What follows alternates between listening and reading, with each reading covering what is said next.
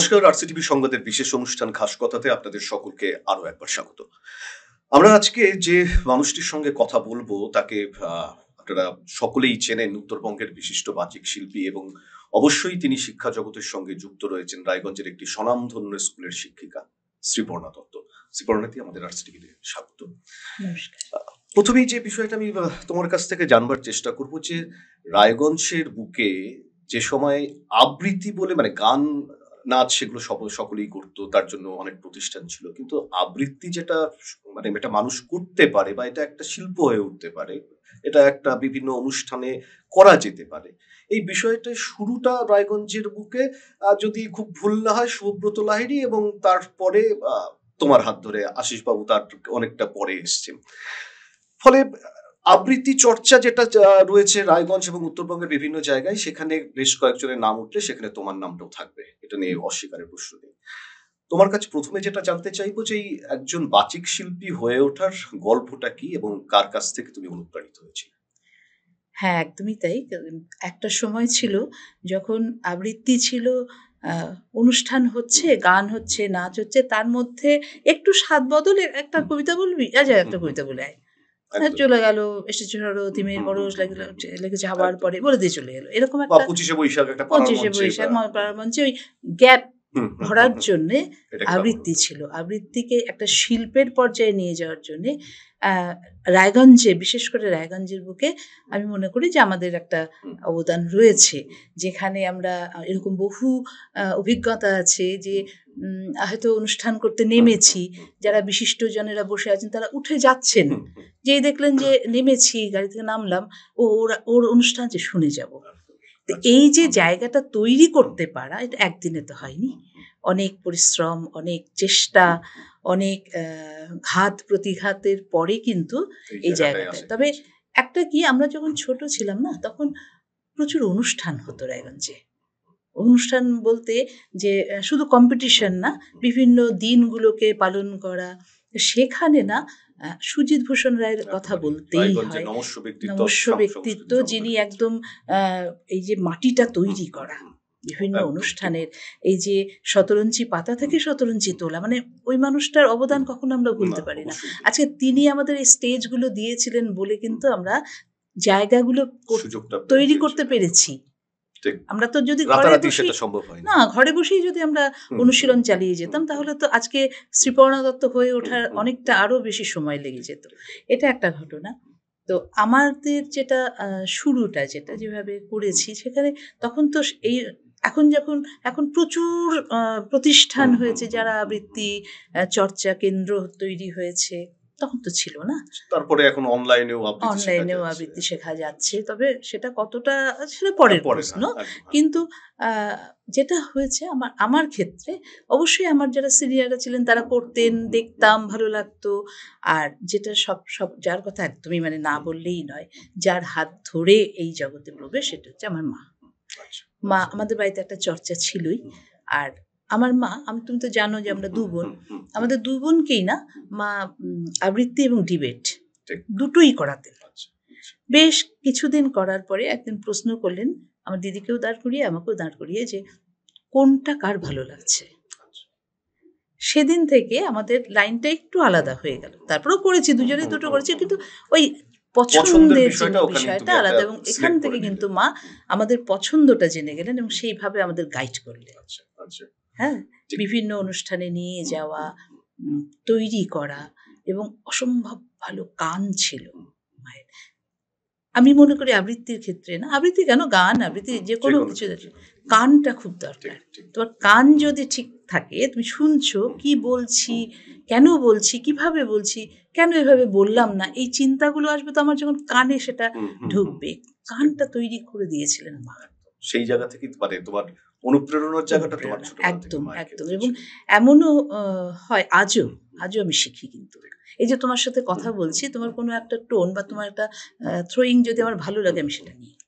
প্রতি মুহূর্তে আমি যখন পড়াই, ক্লাসে যখন পড়াই, কোনো মেয়ে যদি কোনো উত্তর দেয় না, যে একটা কোনো প্রশ্ন করেছি, উত্তরটা বাহ খুব সুন্দর একটা থ্রোয়িং হলো, তো এগুলো আমি আজও শিখি, শেখার কোনো শেষ নেই। শ্রীমতী, মানে যেটা বলার, যে আবৃত্তি চর্চাটা কি শুধুমাত্র স্টেজে দাঁড়িয়ে আমি একটা কম্পিটিশনে গেলাম, বেশ কিছু প্রাইজ পেলাম, আমার নাম পেপারে উঠলো, সেটা নাকি এই যে পৃথিবীতে সবচাইতে ভালো, আমার যেটা ব্যক্তিগত মত, যে ভালো কথা বলা মানে শিখতে পারাটা, এটাও বোধহয় আবৃত্তি চর্চার মধ্য দিয়ে আসে, এবং এটা কতটা গুরুত্বপূর্ণ? ভীষণ গুরুত্বপূর্ণ। ভালো কথা বলতে পারাও কিন্তু একটা গুণ। দেখবে যে কারো বক্তব্য তোমার শুনতে খুব ভালো লাগছে, আবার কারো বক্তব্য সে হয়তো অনেক তথ্য দিচ্ছেন কিন্তু অতটা মনোগ্রাহী হয়ে উঠছে না। কোথা থেকে এই পরিবর্তনটা হয়? বাচনভঙ্গি, এই যে চিন্তা ভাবনা, যে আমি কি বলছি। কবি যখন লিখছেন, যতক্ষণ তার কাছে থাকছে ততক্ষণ তার, তিনি যখন আমাদের কাছে দিয়ে দিচ্ছেন পাঠক আমরা, তখন আমরা আমাদের মতো করে ভাবছি। যেমন আজ সৃষ্টি সুখের উল্লাসে কবি লিখেছিলেন একভাবে এক সময়ে, আমরা সেটাকে আমাদের প্রয়োজনে আমাদের মতো করে বিভিন্ন অনুষ্ঠানে আমরা সেখানে এটা প্রয়োগ করছি। তো এই যে চিন্তা ভাবনা এবং উচ্চারণ যদি ঠিক না হয় তাহলে তোমার কথা শুনতে ভালো লাগবে না। তো এই যে উচ্চারণটা, আমার এরকম বহু অভিজ্ঞতা আছে, এমন অনেক ছাত্রছাত্রী আমি পেয়েছি, আজও পাই, যাদের উচ্চারণ হয়তো ক বর্গটাই বলতে পারে না। এবার তখন কিন্তু আমার চিন্তা ভাবনা কাজ করে যে ক বর্গ বলতে পারছে না, তবে ক বর্গ কোথা থেকে উচ্চারণ হচ্ছে? গলা থেকে। এবার আমি চেষ্টা করি যে ওর কণ্ঠটাকে, ওর জিভটাকে, মানে কি, ও তো জিভটা দাঁতে লাগিয়ে দিচ্ছে, দন্তবর্ণ করে দিচ্ছে। প্রথমে বোঝাই, ছোট ওরা বুঝতে পারে না, তখন এমনও হয়েছে যে মানে চামচের ব্যবহার করে জিভটা নামিয়ে ক বলাটা প্র্যাকটিস করানো, এগুলো সব কিন্তু আমি প্রচুর করি, এবং যখন সেটা সাকসেসফুল হয় না, আনন্দ, এটার আনন্দ একদমই আলাদা। তো ভালো কথা বলতে পারাটাও একটা আর্ট, সেটা কিন্তু অবশ্যই আবৃত্তি একটা তার মুখ্য ভূমিকা পালন করছে। শুধু সুরে বলা নয়, আবৃত্তি মানে একটা আবৃত্তি করছি মানেই সুরে বলছি তা নয়, যে কথাটা কবি বলেছেন সেই কথাটাকে আমি আমার মতো করে তুলে ধরবো। অর্থাৎ মানে আমি বলছি, তোমার মানে যখন তুমি একটা কবিতা আবৃত্তি করছো, সেই সময় কবিতার ভাবটাও তো তোমাকে ভালো করে বুঝতে হবে, যে তোমার স্বরক্ষেপণ কোথায় নিতে হবে, আমাদের চিন্তনে মননে কবিতাটাকে গ্রহণ করতে হবে, তবে না তুমি সেটাকে উচ্চারণ করতে পারবে যে এই আমি এটা বলতে যাচ্ছি। আমি ধরো তোমাকে একটা ছোট্ট একটা উদাহরণ দিই, যখন মানে আমাদের তো কোনো স্বরলিপি নেই, না একদমই কোনো স্বরলিপি নেই, এবার যখন গান হচ্ছে না, গান যখন হচ্ছে, তখন রবীন্দ্রনাথ ঠাকুর যে তার গানের যে পথহারা তুমি পথিক যেন সুখের কাননে, ওগো যাও কোথা যাও, ওগো যাও কোথা যাও, কোয়েশ্চেনটা এসে যাচ্ছে। কিন্তু তুমি যখন আবৃত্তি করছো তখন তুমি ওইটা প্রশ্ন করবে না, অবাক, অবশ্যই গানের কে কতটা দরদ দিয়ে করতে পারছেন সেখানে পার্থক্যটা হয়, কিন্তু আবৃত্তি যখন করছো তোমাকে সেটা চিন্তা করে আগে বের করতে হবে যে আমি এটা কি বলতে চাইছেন, প্রশ্ন না অবাক হয়ে কোথাও যাও বলছেন, সেটা ভেবে নিয়ে তারপরে তোমাকে প্রকাশ করতে হবে। আমার মনে হয় ভালো আবৃত্তি করতে গেলে চিন্তাটা, মানে ভাবনা চিন্তা ভীষণ দরকার, ভীষণ। শুধুই সুরে বললাম এটা আবৃত্তি নয়। দেখো, এখন আবৃত্তির বিষয়টা আগের থেকে অনেকটা মানে পরিবর্তন হয়েছে। আমি যদি তোমাকে বলি, শুধুমাত্র এটা নয়, আমি বলছি মানে বাচিক শিল্পী হিসেবে যা যা কাজগুলো করতে হয়, সেটা সঞ্চালনার কথা বলো, সেটা সংবাদ পাঠের কথা বলো। একটা সময় আমরা রেডিওতে শুনতাম উদাত্ত বা কণ্ঠে খবর পড়ছি বরুণ মজুমদার, ছোটবেলায় খুব ফ্যান ছিলাম বরুণ মজুমদারের। তারপর ধীরে ধীরে দেবদুলাল বন্দ্যোপাধ্যায়ের কথা বলো, তারপরে সতীনাথ মুখোপাধ্যায় তিনি আসলেন, আরো অনেকে সঞ্চালনার ক্ষেত্রে। কিন্তু সেই সময়ে যারা এই ধরনের অনুষ্ঠানগুলো করতেন তাদের সঙ্গে কিন্তু এখন অনেকটা চেঞ্জ এসেছে, অনেক চেঞ্জ এসেছে। আমি খুব অবাক হয়ে যাই যখন আমরা আগে খবর শুনতাম, রেডিও, আমাদের সময় কি ছিল, রেডিও।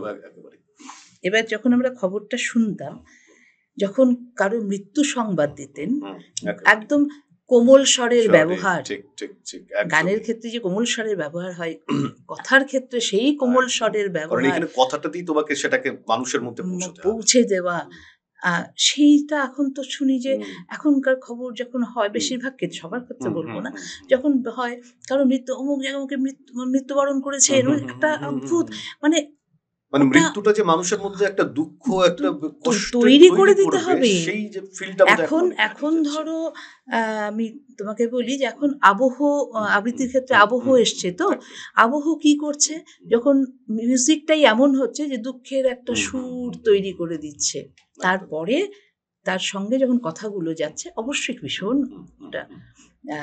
হৃদয়স্পর্শী।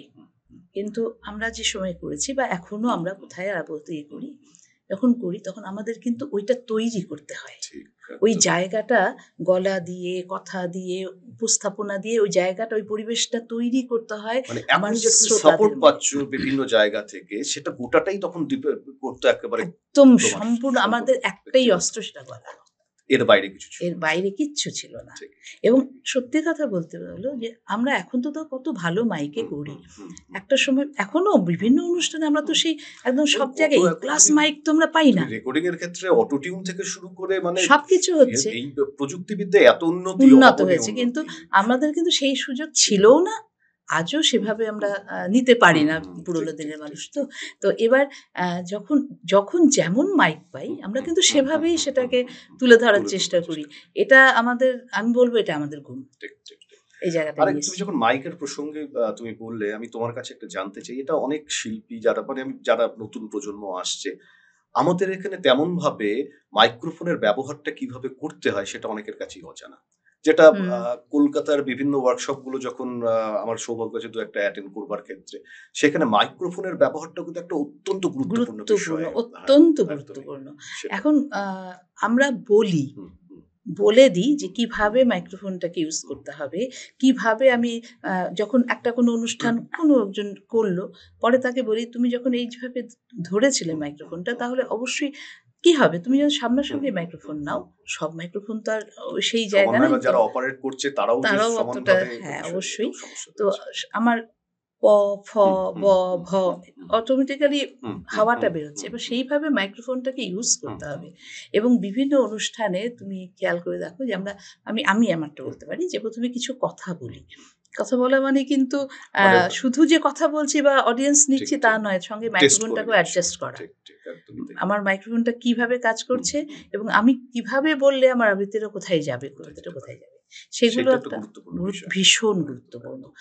কারণ মাইক্রোফোন তোমার সামনে যখন আছে তখন তোমার গলা একরকম থাকবে, বড় বড় কম্পিটিশন মাইক্রোফোন ছাড়া হয়, তখন তোমার গলা কিন্তু আরেক রকম হবে, এবং গলার বেস এমন হবে যে যদি 500 লোক থাকে, তার শেষে যে বসে আছে তিনিও যাতে শুনতে পারেন, আবার 5 জন থাকলে 5 জনই শুনতে পারেন।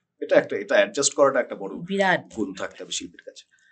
এই যে তুমি দীর্ঘদিন ধরে আবৃত্তি চর্চার মধ্যে দিয়ে আছো, এটা কি তোমার শুধু মনে হয় যে এটা একটা মাধ্যম হিসেবে কাজ করে, নাকি এর মধ্যে কোথাও একটা জীবন দর্শনকে খুঁজে পাও তুমি? অবশ্যই জীবন দর্শন খুঁজে পাই। একটা ভালো লাগা না থাকলে না তোমার জীবনটা, প্রথম কথা এটা এক নম্বর যে একঘেয়ে হয়ে যাবে, একদম একঘেয়ে হয়ে যাবে। এখন বিভিন্ন জনের শিখতে আসে, অধিকাংশেরই একটা মানসিকতা যে কবে আমি টিভিতে মুখটা দেখাবো, কবে আমি স্টেজে উঠে মাইক্রোফোনের সামনে বলবো। হয়তো 2টো কবিতা শিখেছে, সে ফেসবুকে সেই কবিতাটা কোথাও গিয়ে একটা প্রাইজ তারা পেলো, সেটা হ্যাঁ প্রাইজ পেয়েছে, এটা আনন্দের, মানে তাকে উৎসাহ দেওয়া, তা সে উৎসাহিত হবে। কিন্তু শেখাটা যেন, আমি তোমাকে আমার জীবনের একটা ঘটনা বলি, যে তখন আমি ক্লাস 9-10 পড়ি, পুরো দমে আবৃত্তি করছি, তখন খুব বিশিষ্ট একজন আমাকে বলেছিলেন যে তুই এসে যা, তখন তো আকাশবাণীতে না, শিলিগুড়ি, তুই শিলিগুড়িতেও যেতে পারিস, কলকাতাতেও যেতে পারিস, আমি জানি যে অডিশন দিলেই তুই চান্স পাবি, তো আমি তোকে শুধু এই একজনের ফোন নাম্বার দিচ্ছি যে তোকে সাহায্য করবে, এইগুলো ফর্ম টর্ম ফিল আপ করা সাহায্য করবে। আমার মা বলেছিলেন যেদিন তোমার মানে রায়গঞ্জের লোক যদি তোমাকে ভালো বলেন না, আগে সেটা তৈরি করো, জমিটা তৈরি করো, তারপরে রায়গঞ্জ তৈরি করো, উত্তর দিনাজপুর তৈরি করো, অটোমেটিক্যালি তোমার সবাই তোমাকে এখনই বিশেষ গিয়ে রেডিওতে গিয়ে তোমাকে জানান দিতে হবে না যে আমি শিখেছি। তোমার শেখার এখনো অনেক বাকি। এই যে শেখার এখনো অনেক বাকি, এটাই আমাদের কিন্তু ভেতরে ঢুকে গেছে। ভালো জায়গায় নিজেকে নিয়ে যাওয়া, আরো শেখা, আরো শেখা, আরো শেখা, শেখার তো শেষই নেই। এবং এখনো ওই যে বললাম শিখছি, কিন্তু কখনো মনে হয়নি যে ওখানে যেতেই হবে, ওখানে যেতেই হবে, ওখানে গেলে আমি আরো দুটো অনুষ্ঠান পাবো, এগুলো কিন্তু আমাদের মনে হয়নি কখনো। ভালোবেসেই করেছি। এই যে ভালোবাসাটা, একটা কিছুর সঙ্গে যদি ভালোবাসাটা না থাকে না, তাহলে তো মানুষ বিপথে যাওয়ারও অনেক সম্ভাবনা থাকে। তো আবৃত্তি কি হয়, কবিতা যত পড়বে তত তোমার মানে জীবন দর্শনটা পাল্টে যায়। একদমই সেই জায়গাটা একটা গুরুত্বপূর্ণ ভূমিকা পালন করে, ভীষণ গুরুত্বপূর্ণ। তুমি বিভিন্ন জায়গায় বা একাধিক স্টেজে তোমার মানে তুমি আবৃত্তি পরিবেশনা করেছো, কোথাও কি মানে আমি বলছি কোনো স্মৃতি যেটা তোমাকে এখনো পর্যন্ত খুব ভালো লাগার একটা স্মৃতি, বা কোনো একটা কিছু যেটা মানে অনেকে জানে না আর সিটিভির দর্শকরা সেটা জানতে পারে? একটা ঘটনা বলি, অনেক বছর আগে এটা। আমাদের যেটা জলপাইগুড়ি দূরদর্শন, সেখানে তো বসন্ত উৎসব হয় তুমি জানো। তো প্রথম যেবার হয় তখন ডিরেক্টর ছিলেন জগন্নাথ বসু। জগন্নাথ দা ফোন করেছিলেন যে তোরা তো প্রথম দিকের শিল্পী, তোরা আয় অনুষ্ঠান করতে। তো সেই সময় না ওই হায়ার সেকেন্ডারি পরীক্ষা চলছিল আর ইংরেজি পরীক্ষা ছিল। তখন ইংরেজি পরীক্ষা মানে 2 বেলা 2 পেপার, রমরমা ব্যাপার, মানে সাংঘাতিক একটা কন্ডিশন হতো। আমি পরিষ্কার বলেছিলাম ওই সময় আমি ছুটি পাবো না, আমি যেতে পারবো না। দ্বিতীয় বছরে যখন উনি ফোনটা করেন, তখন আমার যিনি হেডমিস্টার ছিলেন তিনি ফোনটা ধরেছিলেন। তিনি বলেছিলেন অবশ্যই যাবে ও, এদিকটা আমি দেখবো, ও অবশ্যই যাবে। এবার গেছি জলপাইগুড়িতে, মানে একটা খুব হাস্যকর ব্যাপার এটা। গেছি, গিয়ে এবার যখন অনুষ্ঠান শুরু হবে আমি যথারীতি একটু দেরিতে পৌঁছেছি। এমন সময় পৌঁছেছি, ওখানকার সিস্টেমটা ছিল যে একটা যখন অনুষ্ঠান হচ্ছে তার পরের অনুষ্ঠান যার তাকে দাঁড় করিয়ে ওখানে দাঁড় করিয়ে আলোটা নেওয়াচ্ছে, আলোটাকে অ্যাডজাস্ট করাচ্ছে। অসম্ভব আলো, অসম্ভব আলো। এবার আলোটাকে অ্যাডজাস্ট করিয়ে নেয়, তারপর সে মঞ্চে ঢুকছে। এবার আমি যখন ঢুকলাম তখন আমার আগের অনুষ্ঠানটা হচ্ছে, একটা নাচ হচ্ছে, তখন আমার মেকআপ হবে। মেকআপ রুমে চলে গেলাম, কোনো রকমে ওরা একটু করে দিয়েই মানে নাচটা শেষ হয়ে গেল, আমার নাম ডেকে দিল, আমি ঢুকে গেলাম স্টেজে। বিশ্বাস করবে না, এত অনুষ্ঠান করেছি, ঢোকার পরে দেখছি গোটা অডিয়েন্সের কিচ্ছু দেখা যাচ্ছে না, একদম কালো, শুধু দুপাশে দুটো লাল লাইট ক্যামেরার, ছোট্ট দুটো লাল লাইট ক্যামেরার। আর ঢুকি অত আলো, মানে আমি 2 সেকেন্ড আমি সময় নিলাম, নিয়ে এবার আমি বলা শুরু করলাম। বলে বলে একটু কথা বলে টলে আমি ব্যাপারটাকে অ্যাডজাস্ট করে নিয়ে আমি আবৃত্তি শুরু করে দিলাম। যখন বেরিয়ে এসেছিলাম তখন ডিরেক্টর যিনি ছিলেন তিনি বললেন যে, ডিরেক্টর না অ্যাসিস্ট্যান্ট ডিরেক্টর যিনি ছিলেন, বলে ও বলে আজকে এটা করে এলো, অন্য কেউ বলে এখানটা ঘাবড়ে যেত। একদম সত্যি কথা, মানে আমার মতো মানুষ, আমি টাইমটাও পাওনি ওখানে, যে অ্যাডজাস্ট করতে সেকেন্ডও সময় পাইনি। মানে নামটা ঘোষণা করেছে, আমি ভেবেছি কি আছে, অনুষ্ঠান তো করি, ঢুকে গেছি। কিন্তু এটাও একটা অভিজ্ঞতা, তোমাকে সময়ে পৌঁছতে হবে, তোমাকে অডিয়েন্স নিতে হবে, অডিয়েন্সের কারা আছে তাদের জানতে হবে। এবং অ্যাকচুয়ালি আমি যখন আবৃত্তি করি না, আমি চোখ মানে অডিয়েন্সের আমার দর্শক শ্রোতা তাদের সঙ্গে চোখে চোখ মিলিয়ে করি। এটা আমার অনেক কিছু বুঝতে পারে, তাদের রিঅ্যাকশন, এবং আমার একটু ভালো লাগা, তারা কি ভাবছেন বা তাদের কি। এবং আমি খুব কম দেখেছি যে আবৃত্তি করছি আর অনেকে গল্প করছে, এটা খুব কম দেখেছি। তো এই জায়গাগুলোকে না তখন একটা ইন্সপিরেশন পাওয়া যায়। ওখানে গিয়ে আমি কিচ্ছু দেখতে পাচ্ছি না, মানে এটা একটা সাংঘাতিক অভিজ্ঞতা। মানে তারপর থেকে আমি আর কখনো এই কাজটা করি না। এটাও একটা শিক্ষা। তুমি এতদিন ধরে আবৃত্তি করছো, রবীন্দ্র নজরুল তো বা জীবনানন্দ দাশ তো আমরা যারা করি আর কি তাদের খুব পরিচিত।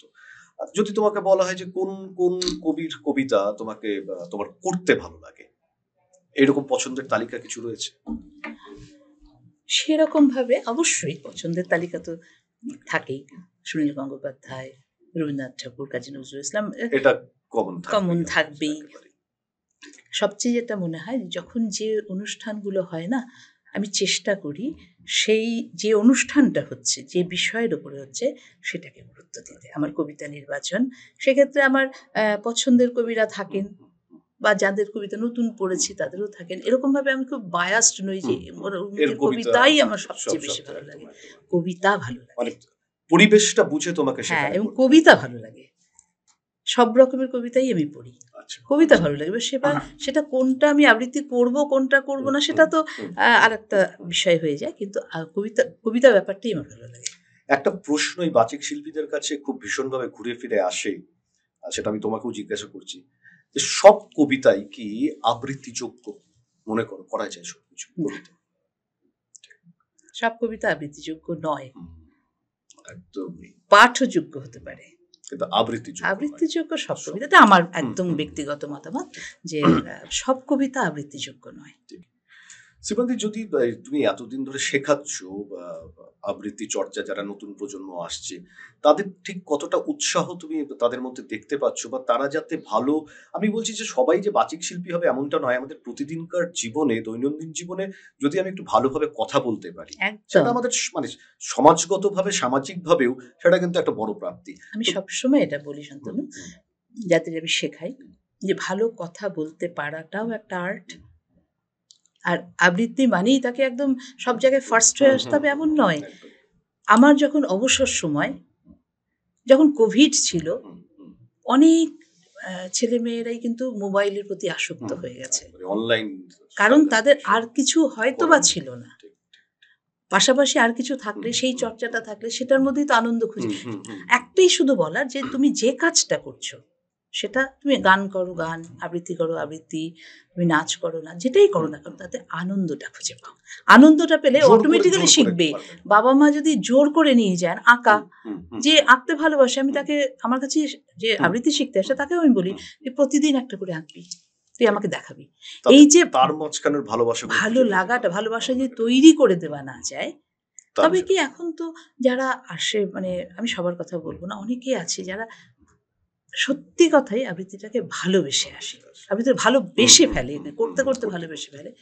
এবার কি হয়, একটা অদ্ভুত ব্যাপার মনে হয়, যে যেই 9-10-এ উঠলো, বাবা মার বলা শুরু হয়ে যায়, এখন তো 9, এখন তো এগুলো সব বন্ধ করে দিতে হবে।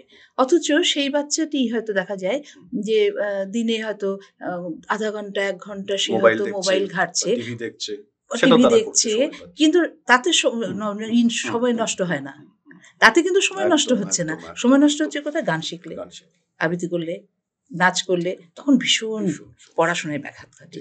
এইটা না, এই জায়গা থেকে আমার মনে হয় যে অভিভাবকদেরই বেরিয়ে আসতে হবে।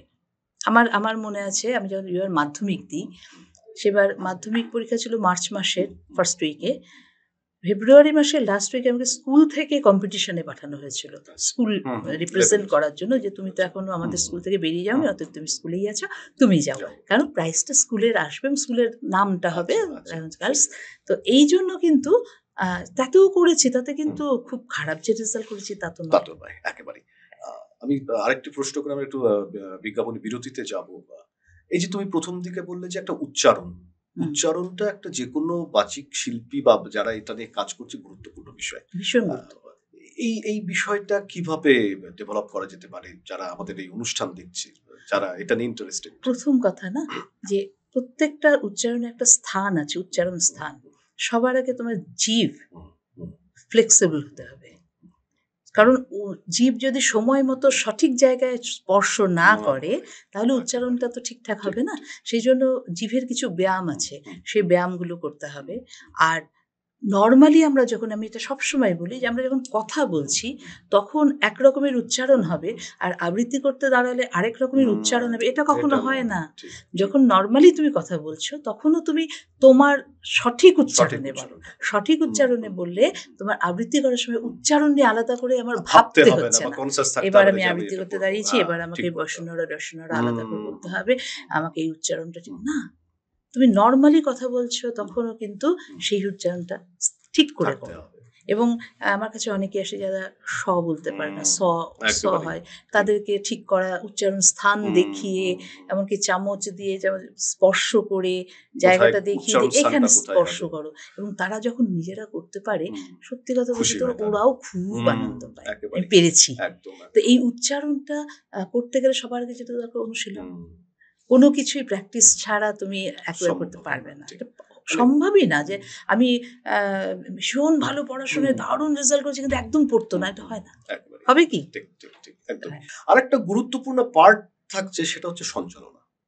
এই সঞ্চালনার ক্ষেত্রে ধরো মানে যেটা খুব সমস্যা দেখা যাচ্ছে আমার মনে হচ্ছে যে ডিবেট করা বা এক্সটেম্পোর করা, এই সমস্ত ক্ষেত্রে মানুষকে মানে একটা স্বতঃপ্রণোদিতভাবে কিছু একটা বলতে হবে।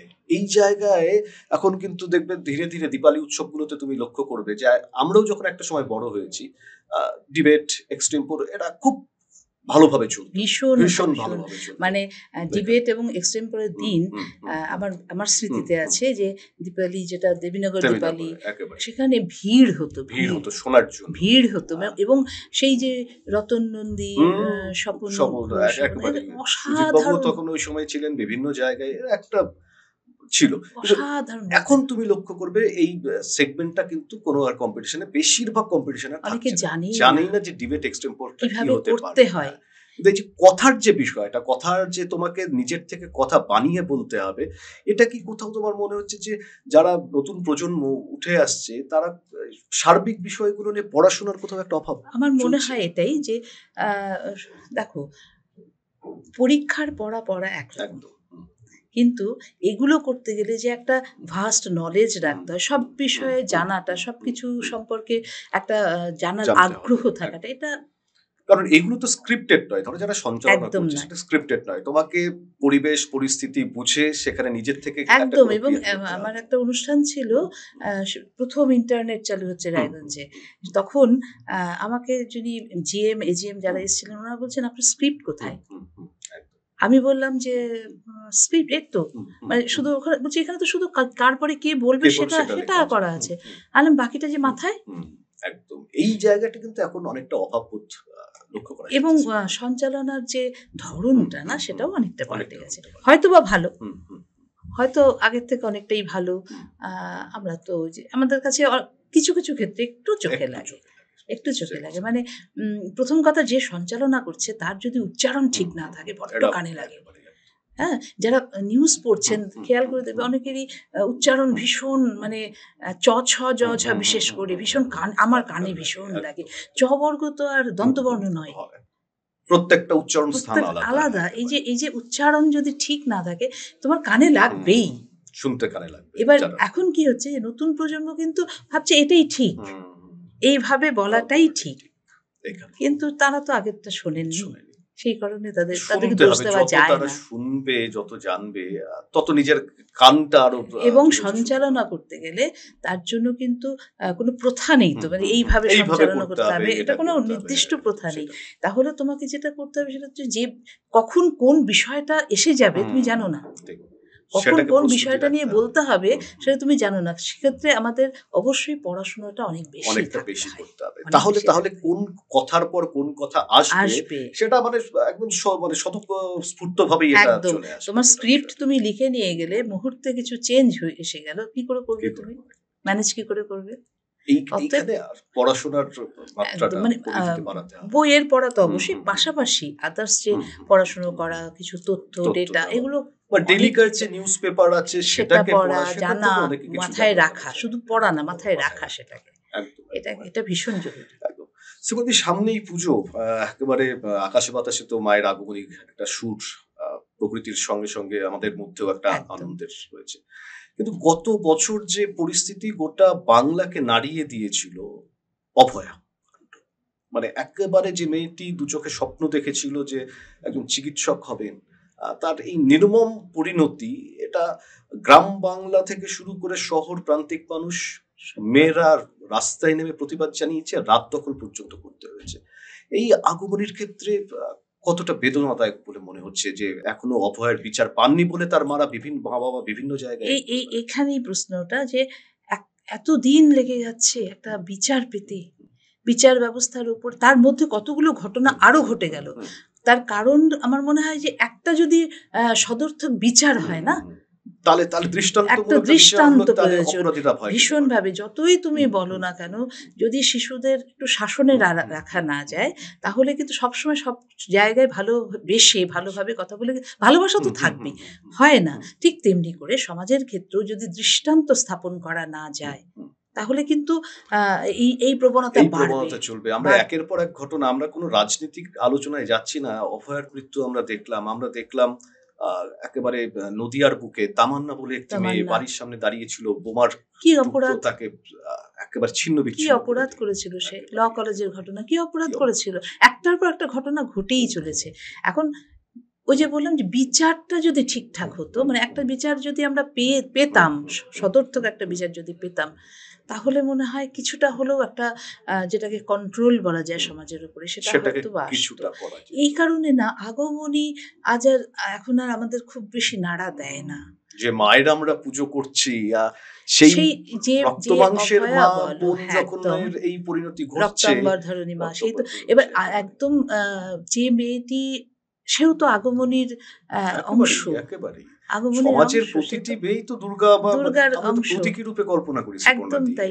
এবং সে তো চেয়েছিল না যে সমাজে সে একটা সেবামূলক কাজ করবে, একটা ভালো জায়গায় পৌঁছবে, এতদিন তার যে পরিশ্রম তার সুফলটা পাবে, কি হলো তার। সেই কারণে না আগমনী এখন আমার কাছে অভয়া। যেদিন অভয়া বিচার পাবে, শুধু অভয়া না, অভয়ার মতো এরা আরো যারা ঘটনা তারা যেদিন বিচার পাবে, সেই দিন মনে হয় আমার কাছে যে আগমনীর সুরটা, আগমনীর সুর আছে, কিন্তু সেই সুরে বড্ড মিশানো। আমি এটা নিয়ে আসবো যে তোমার কাছে যেটা অস্ত্র, যেটা নিয়ে তুমি তোমার এই প্রতিবাদটা করতে পারো, সেটা হচ্ছে আবৃত্তি। এই সম্পর্কিত কোনো আবৃত্তির যদি কিছুটা অংশ আচ্ছা আমি একটু মানে দেখেই বলছি। যখন অভয়া ঘটনাটা ঘটে, আজও তো সেই ঘটনাটা ঘটনাই রয়ে গেছে, ঘটনাই রয়ে গেছে, এখনো আমরা তো সেই জায়গায় পৌঁছতে পারিনি। তো তখনকার একটি কবিতা, শ্যামল কুমার মিশ্রর লেখা কবিতা, আমি সেই মেয়ে। তোমার মনে পড়ে মা, আকাশ ভরা তারার নিচে ঠাম্মার কোলে শুয়ে যখন হাজারো প্রশ্নের ঝড় বইত, তুমি এসে গালে আলতো চুমো এঁকে বলতে, পাকু বুড়ি ঘুমো এখন। গল্প বলতে বলতে ঠাম্মা কখন ঘুমিয়ে পড়ত, আমি তখন চলতুম তেপান্তরের মাঠ পেরিয়ে সেই রাজার দেশে। ঠাম্মা বলতো, সেই রাজার দেশে মেয়েদের কোনো দুঃখ নেই, তারা মনের খুশিতে গাইতো, গল্প করত, রাঙি গাইয়ের খুঁজে গভীর বনে হারিয়ে যেত। অচিনপুরের রাজকুমার এসে পৌঁছে দিত তাদের ঘরে ভয়হীন দেশের ভয়হীন এক রাজপুত্রর গল্প। জানো মা, তোমার সেই মেয়ে আজও খোঁজে সেই রাজার দেশ, কিন্তু সে দেশ আর আসে না। নতুন একটা দেশ আসে, হৃদয়হীন এক রাজার দেশ। মেয়েরা সেখানে পথ হাঁটতে ভয় পায়, রাত হলে নেমে আসে হাজারো ভূত, ছোট বড় মেজ লাল নীল সবুজ, নানা রঙের নানা মাপের ভূত। অন্ধকারে তাদের শুধু দাঁতগুলো দেখা যায়, মুখ নেই, চোখে চশমা আঁটা এক অদ্ভুত জীব। জানো মা, এদেশে হাঁটতে আমার ভয় করে, মাঝে মাঝে ওদের দাঁতে লেগে থাকে রক্তের দাগ, অন্ধকার ফুরলে ওরা মিশে যায় রাজার আস্তানায়, আমার বড় ভয় করে মা। জানো মা, সেদিন বিকেল গড়িয়ে সন্ধ্যা নামছে, সূর্যি মামা হারিয়ে যাচ্ছে যমুনার বুকে, আমায় ডাক দিল রাজা, রাজার নাকি ভারী অসুখ। আমি যেতে অস্বীকার করলুম। রাজপেয়াদা আমায় ধরে নিয়ে গেল, রাজার বিরুদ্ধে বিদ্রোহ। দিন পেরিয়ে আবার রাত, এমনি করে 36 ঘন্টা পেরিয়ে গেল। আমার চোখে ঘুম নামলো, ভূতেরা আকাশ ফুঁড়ে নেমে এলো, চকচক করে উঠল ওদের দাঁত নখ, ওরা আমার শরীরের মাংস খুবলে নিল, পোশাক ছিঁড়ে ফেললো, অর্ধনগ্ন অবস্থায় নিষ্প্রাণ একটা দেহ পড়ে রইল। জানো মা, তোমার মেয়ে হাজার কথা বলে না, অনেক স্বপ্ন ছিল তোমার, তোমার মেয়ে ডাক্তার হবে, মানুষের সেবা করবে। ডাক্তার হওয়া আমার হলো না মা, আমায় ক্ষমা করো। এ কি, তুমি কাঁদছো মা? কেঁদো না, ঠাম্মাকে বলো। ওর সেই ছোট্ট খুকি আজ সারা দেশ জুড়ে স্মৃতিতে, ভালোবাসায়, সমস্ত মানুষের হৃদয় জুড়ে। দম্ভী রাজা আমায় মারতে পারেনি মা। তাকিয়ে দেখো, হাজারো মেয়ে হেঁটে চলেছে যাদবপুর, বারাসাত, ওড়িশা, দিল্লির পথে পথে। ভালো থেকো মা, আমি তোমার সেই মেয়ে। আজ যার ঠিকানা প্রযত্নে ভারতবর্ষ। আজ যার ঠিকানা প্রযত্নে ভারতবর্ষ। অসাধারণ, অসাধারণ। এই তো সেই আগমনী, এই তো মা দুর্গা। আজও সে কেঁদে বেড়াচ্ছে, বিচার হয়নি। এর চাইতে বড় আগমনী বা আগমনীর সুর আমার কাছে আর কিছু নেই। অসাধারণ। মানে এর পরে আর কোনো আলোচনা চালিয়ে যাওয়া, যে কবিতা পাঠ করলে এখানে। শেষ প্রশ্ন তোমার কাছে একদম, কবিতা বা আবৃত্তি প্রতিবাদের ভাষা হিসাবে কতটা শক্তিশালী? ভীষণভাবে, যদি মনে করি। এবং কবিদেরও কিন্তু অবশ্যই এখানে একটা বড় একটা ভূমিকা, বিরাট ভূমিকা। যে কবিতা আমরা প্রতিটা মুহূর্তে প্রতিবাদে শঙ্খ ঘোষের কাছে পেয়েছি, শক্তি চট্টোপাধ্যায়ের কাছে পেয়েছি, সুনীল গঙ্গোপাধ্যায়ের কাছে পেয়েছি, আমরা যা রবীন্দ্রনাথ ঠাকুরের কাছে আজও পাই, তার কবিতা আজও প্রতিবাদের, বিচারের বাণী, নীরবে নিভৃতে কাঁদে, আজও সমানভাবে প্রাসঙ্গিক। যুগ পাল্টে যায় কিন্তু সেটা সমানভাবে প্রাসঙ্গিক আজও রয়ে গেছে। কাজেই কবিতা প্রতিবাদের ভাষা অবশ্যই একটা একটা দুর্দান্তভাবে প্রতিবাদ করা যায় কবির কণ্ঠে কণ্ঠ মিলিয়ে। অসংখ্য ধন্যবাদ শ্রীপর্ণাদি। আমরা এতক্ষণে কথা বললাম বিশিষ্ট বাচিক শিল্পী এবং শিক্ষিকা শ্রীপর্ণা দত্তের সঙ্গে। আবৃত্তি চর্চা যারা নতুনভাবে করছেন বা করছো তোমরা, যারা আমাদের এই অনুষ্ঠান দেখলে, তারা সকলেই নিশ্চয়ই আমাদের আজকের এই আলোচনা তোমাদের ক্ষেত্রে অত্যন্ত প্রাসঙ্গিক। তোমরা অনেক কিছু জানতে পারলে। আর শেষের যে কবিতা আজকে এখানে আবৃত্তি করলেন শ্রীপর্ণাদি, আমাদের কাছে সেটাই আগমনীর আনন্দের সুর। কোথাও যেন তার রেশটা একটা কেটে যায়। এই সমস্ত মেয়েরা বেঁচে থাকা আমাদের সমাজের বুকে, তাদের নিজের অস্তিত্ব তাদের যাতে বিপন্ন না হয়। আমরা আর একটাও অভয়া বা তামান্নার ছিন্ন ভিন্ন মৃতদেহ দেখতে চাই না আমাদের এই বাংলা এবং ভারতবর্ষের বুকে। সকলে ভালো থাকুন, দেখতে থাকুন RCTV সংবাদের এই বিশেষ অনুষ্ঠান খাস কথা। ভালো থাকবেন, শুভরাত্রি।